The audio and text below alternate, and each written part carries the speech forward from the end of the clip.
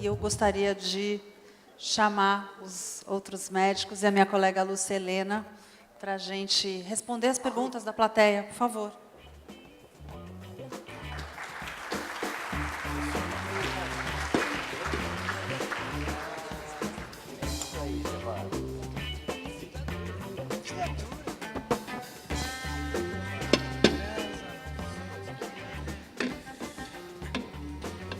Ela disse que para você era a parte mais doce, mas não foi. Foi mais frustrante. Olha, eu encontrei algum apoio aqui no doutor, que já ele falou, a Lúcia falou que a sua parte era mais fácil, que era mais animadora. Não foi, olha só. Foi a mais dura, né? Foi a mais mais dura. Sofrida. Foi a mais dura, porque o quadro emocional dessas mulheres é o pano de fundo para toda essa história, e a maneira como ela se vê e como ela se cuida não está nada satisfatória, né, doutor? Isso é importante para a gente, porque pela definição da Organização Mundial de Saúde, saúde é bem-estar biopsicossocial. E no final das contas, todos nós, como profissionais de saúde, temos como grande objetivo frente ao indivíduo é que ele viva muito e viva bem. Então é muito triste a gente ver esse dado, né? E estamos falando de mulheres que, a princípio, têm todas as oportunidades pela classe social, pelo nível cultural que elas têm.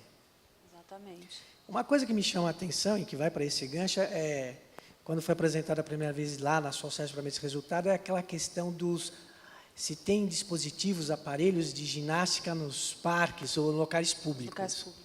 E a primeira vez que eu vi isso foi em Maringá. Fui dar uma aula, fiquei em Maringá, vi lá no parque, fiquei alucinado com aquilo, achei aquilo maravilhoso, né? E a gente vê que, quando foi mostrado, 81% das mulheres disseram que tinham acesso a algum aparelho de atividade física. E aí a gente pediu, cruza quem não tem com quem tem e nível de atividade física. E aí veio a decepção, né? Mesmo tendo, não usa. Então, isso realmente quer dizer que é muito complexa a questão, né, da abordagem dos fatores de risco, o fator comportamental que o Gebara levantou aqui para nós é muito importante. Quer dizer, não basta existir o remédio, não basta existir a informação, não basta existir a ciclovia. Tem que vir com algo mais para realmente trazer a motivação do indivíduo mudar a sua vida. Vou fazer um comentário bem assim resumido. Se tem alguns aspectos que eu não vejo a diferença do que é para o homem e para a mulher.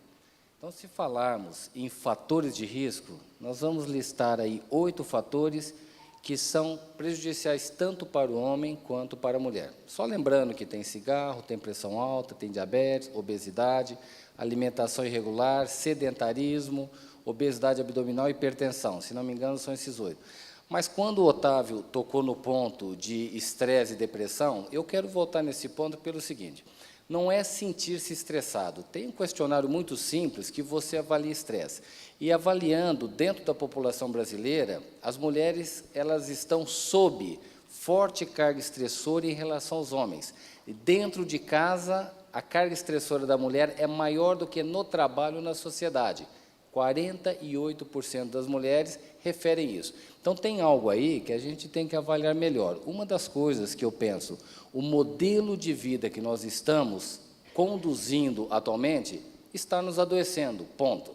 Não é simplesmente cigarro, hipertensão, existe um aspecto de enfrentamento da realidade que está nos adoecendo. E nós estamos passando de maneira periférica nesse sério problema que é estresse, depressão e como a pessoa se sente. E eu só finalizo com um ponto que merece atenção. Em 2030, causa número 1 de morte e incapacitação no mundo, depressão. O que está sendo feito na sociedade? Nada. Nem, como o Otávio falou, nem um questionário simplificado para avaliar se a pessoa já tem um traço depressivo. Então, nós precisamos nos alertar pelo estilo de vida da sociedade. E aí vai entrar no assunto de desejo e necessidade. Estamos vivendo em função de desejo e não estamos atendendo à necessidade. É receita para o sofrimento. Então, nós estamos insatisfeitos, provavelmente, porque estamos colocando o patamar muito alto. Talvez seja a hora de questionarmos se não tem que abaixar o patamar para sermos talvez menos estressados, menos depressivos. Olha, nós temos várias perguntas aqui. Eu vou puxar a sardinha para o meu lado, porque eu queria saber da densitometria. E alguém que não se identificou quer saber por que a osteoporose tem a ver com o risco cardiovascular. E por que isso ainda é pouco conhecido entre os profissionais de saúde. Bom, existem dois aspectos. Primeiro, alguns trabalhos têm mostrado realmente uma relação entre a osteoporose e aumento da aterosclerose subclínica. Então, estudos para ver espessamento, médio intimal carotídeo, estudos de calcificação coronária, têm mostrado essa relação. Alguns estudos na área de reumatologia, estudos observacionais, têm mostrado que as mulheres com osteoporose tiveram uma surpreendente taxa muito elevada de desfechos cardiovasculares. Mas existem também alguns fatores de confusão, que muitas dessas mulheres são muito sedentárias, fumam muito e não fazem, enfim, atividade física, não têm um estilo de vida saudável. Mais complicado ainda vai ser se você tentar entender se a reposição de cálcio, né, na mulher que tem osteoporose poderia aumentar o risco de problemas cardiovasculares. E a gente tem vários estudos sugerindo isso. E poderia? Tem uma sugestão forte. Então, isso é um dos atuais dilemas também. Né? E outra coisa que na minha cabeça ainda não está muito certo, existe uma moda de prescrever vitamina D, porque a gente toma pouco sol, e a vitamina D está baixa, e essa vitamina D baixa pode causar uma série de efeitos ruins para o organismo, inclusive, obviamente, a perda de cálcio dos ossos, etc. E a gente não tem evidência nenhuma que essa reposição de vitamina D vai ser boa. Então, esse é um tipo de coisa que tem que se tomar muito cuidado, porque hoje em dia é muito frequente você ver os pacientes recebendo vitamina D. Eu acho que esse é um ponto de bastante controvérsia e muito interessante, porque a suplementação de cálcio, de modo geral, está muito disseminada na população e realmente algumas meta-análises têm sugerido um aumento de 27% a 31% na ocorrência de infarto, e a maneira de se repor o cálcio, uma alta concentração em comprimidos, pode determinar realmente uma rápida absorção, e alguns mecanismos têm sido descritos para a doença. Eu vou, antes da Paula ler uma pergunta dela, só juntar duas aqui. Alguém perguntou, que exames a mulher deveria cobrar do médico, que não seja um cardiologista, de um clínico, de um ginecologista, ou até no pronto-socorro? E se é ético ela cobrar esses exames específicos para especialistas de outras áreas que não a cardiologia? E juntando essa pergunta, como os senhores acham que seria possível capacitar médicos de outras especialidades a identificar os fatores de risco e solicitar exames para identificar esses mesmos fatores? Posso responder uma parte? Uma pesquisa da saúde pública, da Faculdade de Saúde Pública, mostrou que metade dos ginecologistas não mediam a pressão das pacientes. Então, eu diria o seguinte, se você medir a pressão, você pesar e você medir a cintura dela, você já fez mais do que 90% do que você devia fazer. Porque se a gente não faz nem isso, a coisa está horrível, porque o ginecologista é o médico do dia a dia, vamos dizer assim, não é o quando ela está doente, ela falou que ela vai no clínico, mas o ginecologista, então assim, a gente, nas sociedades de cardiologia, uma das coisas que eu acho que foram pioneiras foi fazer uma diretriz em conjunto com a ginecologia, para tentar, tem perto de 17 mil ginecologistas no Brasil, então é uma população que vai atingir muito mais as mulheres do que os cardiologistas. Depois é o básico de básico, colesterol, glicose, cintura, entendeu? Eu acho que se a gente sofistica, a gente não atinge. E eu acho que, sendo simples, a gente vai atingir 80% do que a gente precisa. Otávio, deixa eu aproveitar. Eu acho que na sua linha tem que realmente capacitar o ginecologista. Querendo ou não, é o clínico da mulher. Mais do que outras especialidades. Então, veja, a mulher naturalmente faz o acompanhamento. Então, a chance de detectar hipertensão, detectar diabetes, dislipidemia, saber se fuma e orientar a parar de fumar, medir a circunferência, ela vai rotineiramente ao ginecologista. Então, isso aqui eu acho que não tem certo e errado, mas eu sou de parecer que deveria, sim, capacitar o ginecologista na prevenção cardiovascular nessas áreas. Tudo aquilo que foge e que fica um pouco mais sofisticado para a área do cardiologista, referência. Mas vale a pena capacitá-lo para essas coisas básicas que o Otávio falou. É o clínico da mulher. Isso E ainda mais levando em conta que, quando a gente fala de prevenção de doença cardiovascular, isso a gente começa desde que a gente nasce. Então, para se ter uma ideia, existem trabalhos feitos com doadores de órgãos para transplante, que se foi avaliar a presença de aterosclerose, em indivíduos até 20 anos havia porcentagens de até quase 20% ou mais de evidência de aterosclerose, com indivíduos jovens. Quer dizer que nessa sala aqui, vamos dizer que 70% tem alguma evidência de aterosclerose, ou 80%, sem surpresa alguma. E quem vê a mulher jovem é o ginecologista. A mulher com mais idade, ela até acaba procurando o clínico e o cardiologista. Mas a mulher jovem, aquela que com seus 18 anos vai ver, a primeira vez ter a oportunidade de ver um colesterol, uma glicemia, é com o ginecologista. Eu acho que isso realmente reforça a importância desse profissional. Não, eu acho uma pena isso, porque como teve aquele boom da reposição hormonal, eu me lembro que eu cansei de dar aula em simpósio de ginecologia falando de avaliação de risco cardiovascular. E depois que houve esse esfriamento todo, essas coisas pararam, não é?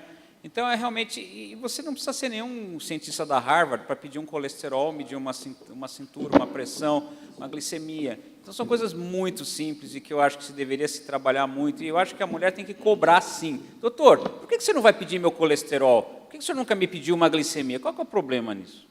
Entendeu? Eu não vejo... Eu acho que a informação é poder aí. Mas mais de 70% tinha teste ergométrico e ecocardiograma. E não tinha glicemia. Isso é uma visão totalmente errada do que você deve fazer para avaliação do risco cardiovascular, não só em mulher, mas em qualquer pessoa. Doutores, tenho aqui duas perguntas parecidas que falam o seguinte, sobre a influência da vida sexual, sobretudo da vida sexual ruim, pouco satisfatória, no risco das doenças cardiovasculares. Vocês poderiam comentar?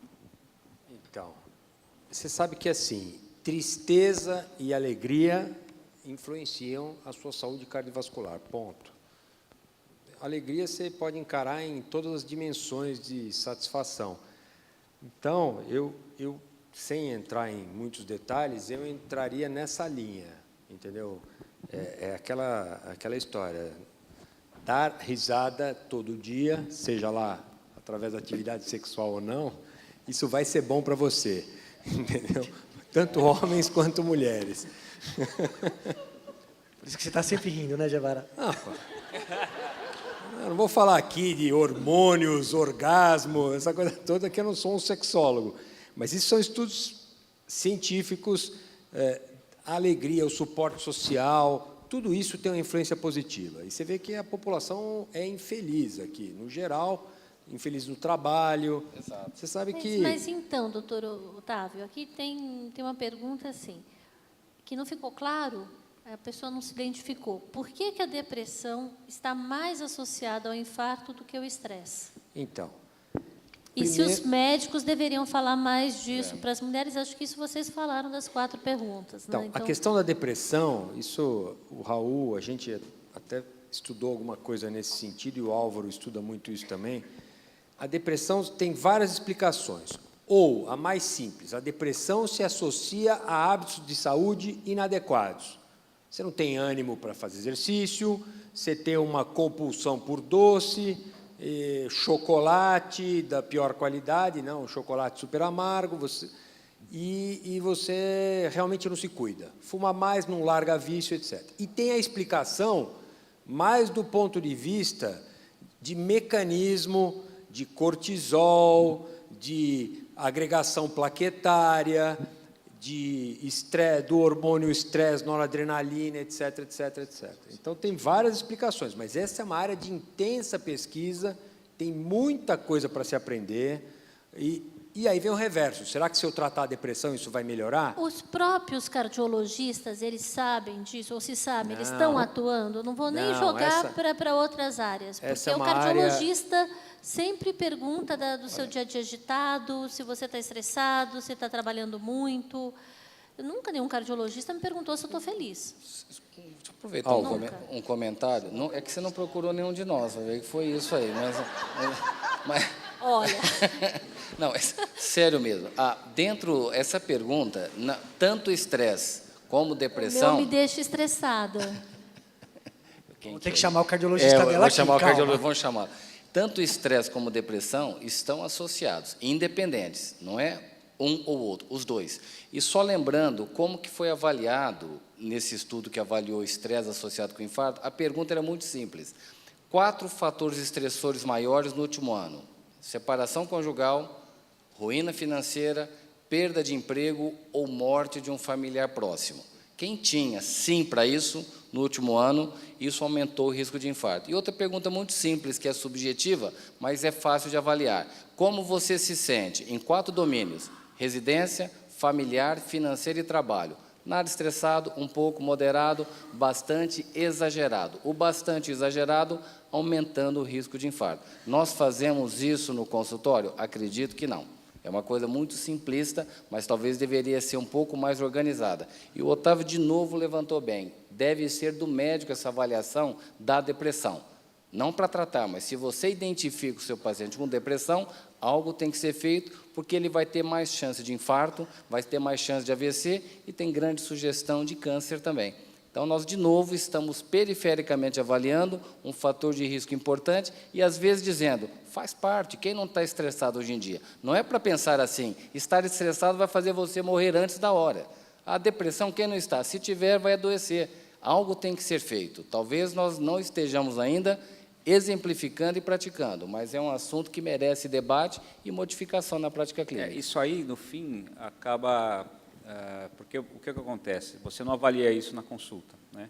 A consulta, da maior parte dos médicos, é uma consulta de tempo inapropriado, tempo curto, que não se consegue conversar, e muitas vezes não se olha nem na cara do paciente, que você fica lá no computador escrevendo, né, a anamnese. Eu acho que uma possibilidade disso é talvez você ter, por exemplo, na sala de espera, um questionário onde você avalia, né? Tem uma coisa muito legal que a gente fez lá no check-up do Einstein, mais de 5.000 pacientes seguidos prospectivamente em 5 anos.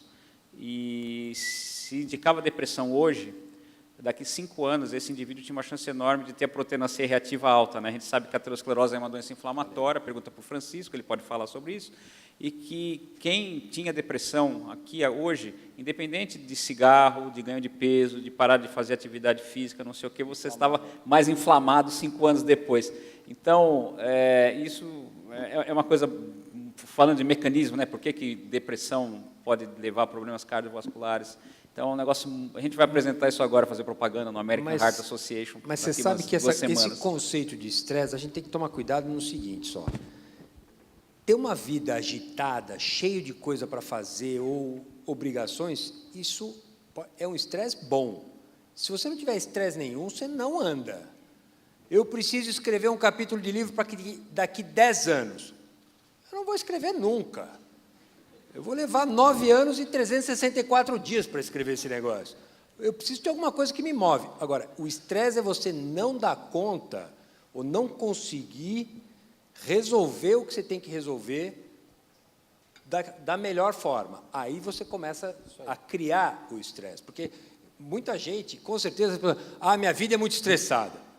Pô, eu trabalho, vou para casa, tá, não sei o quê. Bom, minha vida é estressada mesmo. Agora, eu estou vivendo bem com esse estresse? Eu estou. Está me motivando, estou progredindo na minha carreira, tá, não sei o quê. Agora, eu tenho um chefe que não me reconhece, eu vou lá e só levo bronca, eu sou humilhado em público, eu apresento um trabalho... Isso é um estresse do mal. Mas sabe o que eu acho? Que você... Esse é do mal. Eu quero matar meu chefe. Esse é do mal. Entendeu? Mas... Você tem isso no dia a dia, mas quanto de espaço a gente tem dos nossos congressos, na educação continuada, dedicada realmente a estresse, a ansiedade, a disseminação? Está na hora, mas está na hora. Pouquíssimo. Está na hora. Eu acho que as diretrizes estão começando a apontar que isso é uma coisa que tem que ser avaliada. É aí que a gente Otávio, eles dizem isso aí, a palavra-chave, né, que é o coping, é enfrentamento. 2 pessoas podem estar passando por uma situação parecida do ponto de vista de estresse. Um releva, vira a página e toca a vida. O outro fica remoendo, ressentido, magoado. Esse vai adoecer. Então, é como a gente enfrenta e não a presença do fator estressante. Interessante. Tem uma pergunta aqui que eu achei curiosa, mudando de assunto bastante, que é: qual a relação da periodontite com a doença cardíaca?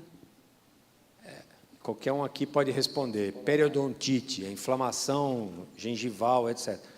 É a inflamação doença cardiovascular, aterosclerose é uma doença inflamatória modulada por colesterol, mas é inflamação. E a periodontite é uma inflamação crônica. Quanto mais inflamação o corpo tem, maior a chance de infartar. Se a gente fosse... Tem associação independente de doença periodontal grave. Eu orientei uma tese que são 6 níveis de doença periodontal. O grau 5 e 6, que são os piores, são bocas realmente muito ruins, este grau 5 e 6 está associado independentemente com síndrome coronária aguda, infarto e angina. Então, tem associação independente. Mas outras inflamações também? Não, estou falando Não, periodontite. sim, eu queria saber se, em modo geral, doenças inflamatórias aumentam o risco. A única coisa, o Chico pode comentar, o que eu falei é só da periodontite. Outra doença inflamatória, artrite reumatoide, doença do colágeno, acho que o Chico pode falar. Então, é muito interessante que hoje a visão que se tem de qualquer fator de risco, seja diabetes, hipertensão, dislipidemia, são todas doenças inflamatórias. Quando você tem uma situação adicional, como doenças reumáticas, isso aumenta muito uma série de marcadores inflamatórios que estão implicados nos mecanismos da doença cardiovascular. Quando se tem uma periodontite crônica, nós também participamos de um trabalho onde foi vista também maior grau de oxidação da LDL na presença dessa afecção crônica. Quando se trata uma diminuição de grau de oxidação da LDL, que é a base da aterosclerose hoje. Então, hoje em dia, não dá para separar mais a doença cardiovascular da inflamação. Enquanto nós não tivermos mecanismos de avaliar, quantificar essa inflamação e atuarmos de maneira adequada sobre a inflamação, a gente não consegue realmente resolver na maneira como se apresenta um fator de risco. Eu sou um hipertenso, tudo bem, eu controlei, estou com a pressão ótima, mas eu não consigo reverter totalmente a inflamação. Eu sou um diabético, controlei a glicemia, mas persiste mecanismo inflamatório que alimenta a doença. Então, acho que isso vai vir no futuro com muita força para a diminuição da doença. Eu vou dar outra reviravolta. Paula. Posso só emendar uma aqui? Pode. Se a mulher reduz o índice glicêmico dela, ela reduz proporcionalmente a propensão a uma doença cardiovascular? Infelizmente, uma série de estudos recentes, muito bem controlados, com controle muito adequado da glicemia, não conseguiu reverter aquele excesso de doença cardiovascular que a gente esperava. Existem 2 aspectos nisso. Talvez a redução da glicemia precise de um tempo muito maior para a gente produzir os benefícios, já que a aterosclerose começa há muito tempo. Diabetes, por exemplo, opera durante muitos anos, acelerando o processo da aterosclerose, e não é com um curto espaço de tempo, 2 anos, 3 anos ou 4 anos, que nós vamos reverter esse excesso de risco. E existe um aspecto que muitas vezes a gente se esquece. Os estatísticos, eles colocam, olha, nós precisamos de 18 mil pacientes para provar em 2 anos que vai ter poder a amostra de reduzir o desfecho. Se a gente colocar 36 mil pacientes, vai ser em 1 ano. Se a gente colocar 72 mil pacientes, vai ser em 6 meses. Não dá tempo, do ponto de vista biológico, da exposição de um controle de um fator de risco, exercer plenamente o efeito na doença. Então, mesmo na chamada era da medicina baseada em evidências, alguns estudos de curto prazo não refletem o benefício que se pode ter, por exemplo, no controle da glicemia em longo prazo. Nós temos tempo, acho que só para mais 2 ou 3 perguntas, mas tem aqui uma provocação, na verdade. Por que a SOCESP, ou mesmo a Sociedade Brasileira de Cardiologia, nunca fez uma campanha para incentivar a medida da cintura, já que ela é tão importante? Na verdade, tem. Se a gente for ver a grande mudança em termos de paradigmas, todas as diretrizes, quando falam de colesterol, vêm coladinhas com um diagnóstico chamado síndrome metabólica, onde é mandatório realmente a avaliação da circunferência abdominal. Mas realmente a gente viu aqui, a gente sabe que é verdade, o médico não mede a cintura. Eu meço. Por isso, é que você tem é um o monte de médico, cardiologista né? para Você escolher escreveu a aqui diretriz, hoje. pô, aí não vale. Não, Mas, veja, assim, eu vou dar um exemplo para você. Há quase 10 anos, Ginecologista nos mede Estados a Unidos cintura. fizeram um trabalho muito interessante. Uma pesquisa por web, eles mandaram para cardiologistas, clínicos e ginecologistas a seguinte pergunta: existem diretrizes da Associação Americana de Cardiologia sobre prevenção de doenças cardíacas em mulheres. Você conhece? Aí 96% dos cardiologistas eu conheço, 85% dos clínicos eu conheço, 70% dos ginecologistas eu conheço. Aí, na sequência, eles aplicaram um questionário para ver se aquele conhecimento que ele dizia ter, ele aplicava. E aí não precisa dizer a tragédia que foi, né? Dos 97% dos cardiologistas, metade aplicava a diretriz, os clínicos menos, e os ginecologistas, então, a coisa foi lá para baixo. Então, nós que temos uma função educadora, tanto por carreira universitária, como por sociedade, a gente entende muito bem a dificuldade do conhecimento realmente chegar ao nível de aplicação, né? E esse é um grande desafio de todo educador atualmente. João, eu acho que tem duas coisas na pergunta que você formulou. Primeiro, aqui veio o que você leu. Não, uma é como a prática médica tem sido conduzida, do ponto de vista de solicitar exames, medir circunferência abdominal. E outra coisa é a informação capilarizada na população. O que a população sabe sobre prevenção cardiovascular? Ela sabe muito pouco, o conhecimento é insuficiente, ainda essa informação não foi capilarizada em toda a população. Agora, de quem é esta função? Essa função não é única da sociedade médica. Envolve sociedade médica, envolve governo, e vou dizer, todos que estão ligados à mídia, né, leia-se Abreu, né, ou seja, a mídia tem que nos auxiliar nisso aí. A mensagem não chegou na população, e se a população gosta de televisão, nós nunca, quando estávamos na Sociedade Brasileira de Cardiologia, conseguimos colocar um tema de prevenção numa novela. Tentamos, porque sabemos que novela muda o comportamento no país. Mas para medir uma circunferência abdominal, associar um infarto, eu me lembro que na época nós falamos do nome de um ator famoso e uma atriz famosa. Um infarto matando o personagem e um AVC incapacitando o personagem. Mas isso não vende. Então, assim, tem várias maneiras de capilarizar, não é somente com a sociedade. Mas aí não tem o assassino para a gente acompanhar a história. Mas não tem Lúcia, também o tratamento. O assassino é né? invisível, Foi o né? colesterol, ele Essa é a graça. fumava. A pressão quem foi você o Odete cuida. Reutemann nesse caso? A Quem matou o Odete glicemia, Reutemann nesse caso? Você cuida, mas a circunferência abdominal não tem um tratamento eficaz, altamente efetivo. Então, isso também é uma barreira. É diferente de outros fatores de risco, parar de fumar, controlar a pressão, controlar a glicemia, controlar o colesterol. Fazer E a exercício. circunferência abdominal? Fazer Qual o exercício. percentual disso? É por isso que a gente está aqui. A SOCESP só está aqui porque quer que a Abril faça esse trabalho. Abra as portas, né? Não é isso? Abra, né? Não é esse o motivo que a gente está aqui? Bem, Pra... novos projetos, semana que vem podemos sentar, combinado. Temos uma pergunta aqui sobre a relação do aumento da ingestão de álcool pelas mulheres e o risco de doença cardíaca. Vocês poderiam comentar um pouco? Acho que esse tema é importante. Esse tema é bom. A questão do álcool começa com a história do paradoxo francês, né? Por que o francês bebe tanto e tem pouca doença cardiovascular, entre aspas? Tá bom, ele bebe, mas ele não come. Ou se come, come porções minúsculas. Mas, enfim, essa questão para a mulher, isso baseado em diretrizes e estudos, a quantidade de álcool permitida é a metade da do homem. Essa é a resposta segura para a sua resposta, para a sua pergunta. É a metade. Se fala-se que o homem é 2 doses, 2 cálices por dia, a mulher é 1. Ponto. Não dá para fugir muito disso, não dá para recomendar o início da ingestão alcoólica para prevenir doença cardiovascular. O Brasil é um país que tem um alcoolismo absurdo.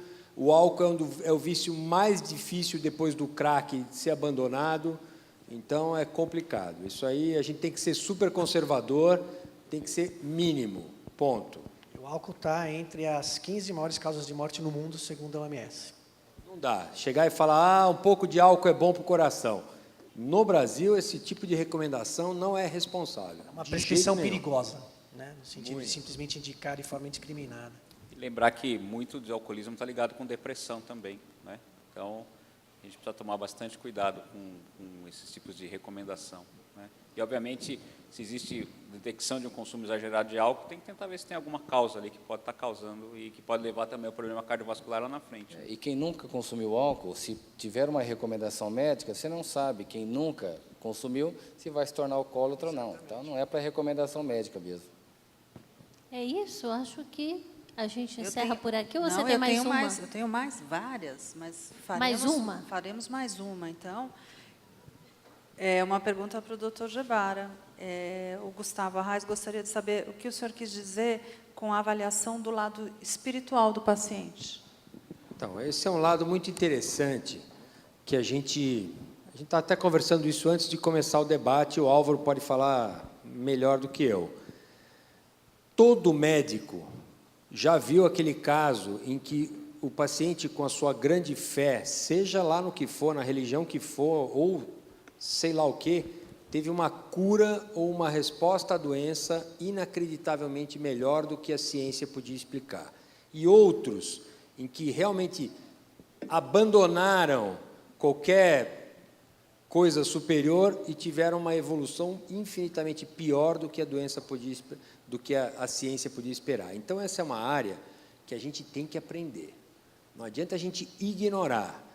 E o último Congresso de Cardiologia teve uma mesa inédita sobre esse assunto, foi um sucesso enorme, onde a gente está tentando, a classe médica, entender como isso tem a relação com o desfecho clínico. A gente sabe muito pouco sobre isso, muito pouco. Eu não tenho nada para responder para vocês, não sei se o Álvaro tem, mas é uma área que, se a gente não aprender, a gente está perdendo uma grande oportunidade. Então, não é avaliar o grau de espiritualidade, é tentar traduzir como a espiritualidade influencia na sua saúde como um todo. Nessa linha bem simplista, né, tem um grupo de estudos em espiritualidade e medicina cardiovascular na SBC que foi constituído. Não é religião, não é religiosidade. Ateu pode ter espiritualidade, agnóstico pode ter, e o inverso. Um religioso pode não ter espiritualidade. Dá para mensurar com escalas? Dá para mensurar. Está associado a menor evento, a maior taxa de eventos cardiovasculares? Está associada. Então, é um assunto que hoje merece avaliação científica, porque pode ser que muita origem de doença, ou eventualmente cura, ou adoecimento mais importante, possa estar relacionado a isso. 84% das escolas médicas americanas, 84%, têm o curso de espiritualidade e saúde como sendo opcional. No Brasil, não passam de 3 universidades formalmente no currículo. Então, Quais é um são? assunto... No As Brasil, 3 tem universidades? a Universidade Federal de Minas Gerais, Federal de Juiz de Fora, Federal do Ceará, dentro do que eu me lembro. São Paulo, nenhuma. Tem cursos, né, mas não é uma coisa transversal no currículo. Aqui em São Paulo, Que eu, nenhuma. do meu conhecimento no currículo, não. Então, é um assunto que não tem nada, volto a falar, não tem a ver com religião. Dá para ser avaliado e, quem sabe, você começa a olhar, não pode ser fundamentalista e recusar avaliar uma coisa antes da ciência mostrar se funciona ou não. Então, isso deve ganhar os bancos da avaliação científica e, se isso for importante, nós vamos incorporar. Se não for, viramos a página e vamos procurar outros fatores. É isso? Bom, gostaria de agradecer a presença de todos. Não sei se a Paula quer falar algumas palavras para encerrar, já que eu abri, né, Paula? Você fecha, por Tá favor. bom. Eu queria agradecer a presença de todos. Acho que a gente tem aqui um estudo que mostra como as mulheres percebem o próprio estilo de vida, e temos vários pontos de atenção aqui. Elas não estão bem, elas não estão felizes, e a gente vê que, no longo prazo, se nada for feito, e aí que entra o nosso papel, né?